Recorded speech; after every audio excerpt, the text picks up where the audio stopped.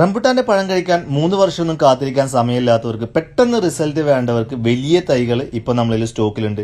വലിയ കവറിൽ വന്ന 1.5-2 വർഷമൊക്കെ പ്രായമില്ല, അടുത്ത സീസണിലോ അല്ലെങ്കിൽ അതിന്റെ അടുത്ത സീസണിലോ 1.5 വർഷം കൊണ്ട് 2 വർഷം കൊണ്ടൊക്കെ ഈസി ആയിട്ട് കായ്ച്ച കിട്ടാവുന്ന ഹോം ഗ്രൗണ്ടിന്റെ വലിയ തൈകൾ ഇപ്പോൾ സ്റ്റോക്കിലുണ്ട്.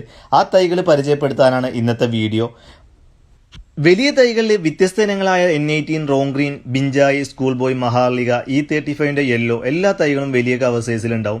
ഇത് N18ന്റെ 2 വർഷമൊക്കെ പ്രായമുള്ള. കഴിഞ്ഞ തവണ ഇതിൽ ചില തൈകൾ 1200 റേഞ്ചിൽ കൊടുക്കുന്ന തൈകൾ ഫ്ലവർ ആയിട്ടുണ്ടായിരുന്നു, കായ പിടിച്ചിട്ടില്ല, ഫ്ലവർ ആയിട്ടുണ്ടായിരുന്നു. N18 തൈകൾ ആൽപ്പൊക്കോ അതിൽ കൂടുതലോ ഹൈറ്റുള്ള തൈകളുണ്ട്. പുതിയ സ്റ്റോക്കിൽ വന്നത് ഏകദേശം ഒരു 5 അടിക്ക് ഹൈറ്റുള്ള പ്ലാന്റ്സുകളാണ്, 5-5.5 അടിക്ക് ഹൈറ്റുള്ള പ്ലാന്റ്സുകളാണ് പുതിയ സ്റ്റോക്ക് വന്നത്. പഴയ തൈകളാണെങ്കിൽ അത് 14-18 കവർ സൈസിൽ 800-850 റേഞ്ചിൽ കൊടുക്കുന്ന തൈകൾ ഒക്കെ ഒരു 6 അടിക്ക് മുകളിൽ ഹൈറ്റുള്ള തൈകളാണ്. ബിഞ്ചായിയുടെ തൈകളാണ്, ഇന്തോനേഷ്യൻ വെറൈറ്റി ആയ ബിഞ്ചായിയുടെ തൈകളാണ്. ഇത് സ്കൂൾ ബോയ്, അതുപോലെ സ്കൂൾ ബോയുടെ തൈകളാണ്. ഇപ്പോൾ ഈ കാണിക്കുന്നത് E35ന്റെ യെല്ലോ വെറൈറ്റിയുടെ നല്ല ബുഷി ആയിട്ടുള്ള പ്ലാന്റ്സുകളാണ്.